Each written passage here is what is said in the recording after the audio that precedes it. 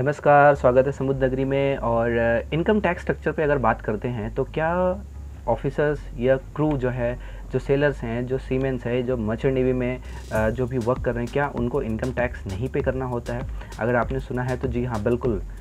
सीफेयर्स जो होते हैं वो इनकम टैक्स नहीं देते हैं क्योंकि उनका एनआरआई स्टेटस मिलता है, लेकिन उसके लिए कुछ क्राइटेरिया है कि पर्टिकुलर सी में शिप पे आपको उतने टाइम पीरियड स्पेंड करने ही पड़ते हैं। जैसा as per government of India हमें 182 days means it will be around 6 month. आपको मिनिमम 6 महीना हर साल, एक साल में 6 महीना आपको शिप पे रहना ही पड़ता है, तभी आप इस टैक्स एग्जेप्शन से बच सकते हैं। ठीक है, तो जो 6 मंथ या 182 डेज से ज़्यादा शिप पे वर्क करते हैं उनका टैक्स नहीं लगता है इस फील्ड में। लेकिन अगर आप वहीं पर 182 डे से कम स्टे करते हैं शिप पर, या पर्टिकुलर एक साल में आपका 182 डेज कंप्लीट नहीं होता है, तो आप एनआरआई स्टेटस से या फिर जो सीफेयर्स के लिए लागू हुआ है इनकम टैक्स का रूल, उसमें आप एलिजिबल नहीं होते हैं। फिर उस कंडीशन में आपको पे करना पड़ता है। ठीक है, तो इनकम टैक्स नहीं है तो इसका मतलब ये नहीं है कि बस घर पे बैठे रहो बढ़िया 2-3 महीने की सैलरी लेके, ऐसा बिल्कुल नहीं है।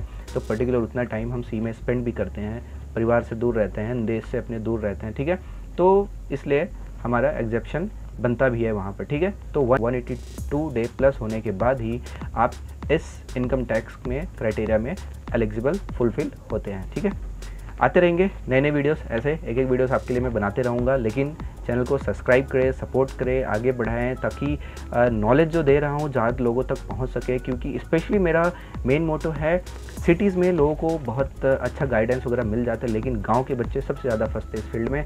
और मैंने जहाँ तक देखा हुआ है, विलेजर्स जितने भी गाँव के हर जगह, किसी भी स्टेट की पर्टिकुलर बात नहीं कर रहा हूँ नाम लेके, चाहे राजस्थान हो, उत्तर प्रदेश हो, बिहार हो, मध्य प्रदेश हो गया, महाराष्ट्र हो गया, या साउथ के भी काफ़ी स्टेट्स हैं, इवन नॉर्थ में उत्तराखंड भी है, हिमाचल प्रदेश हो गया, या पंजाब के भी। मेरे पास ये सारे स्टेट्स के इतने सारे सीफेयर्स के मैसेजेस आते हैं। कुछ अच्छे भी आते हैं कि सर इस फील्ड में बहुत अच्छा है, आगे बढ़ रहे हैं, लेकिन वहीं पर बहुत ही ज़्यादा लोगों के ये भी मैसेज आते हैं कि सर फील्ड से परेशान हो चुके हैं, वो छोड़ना चाहते हैं, लाइक एजेंट्स बहुत लूट लिया है पैसा ही, और बहुत सारी चीज़ें हैं इस फील्ड में जो आपको समझना होगा एंट्री करने से पहले, नहीं तो बहुत ही ज़्यादा परेशान हो जाते हैं। क्योंकि एक तो भारत की जॉब नहीं है कि आप भारत में है, विदेश में जाना होता है, वहाँ जाने के बाद आप जब फंस जाते हैं तो बहुत ही मुश्किल हो जाता है निकलना।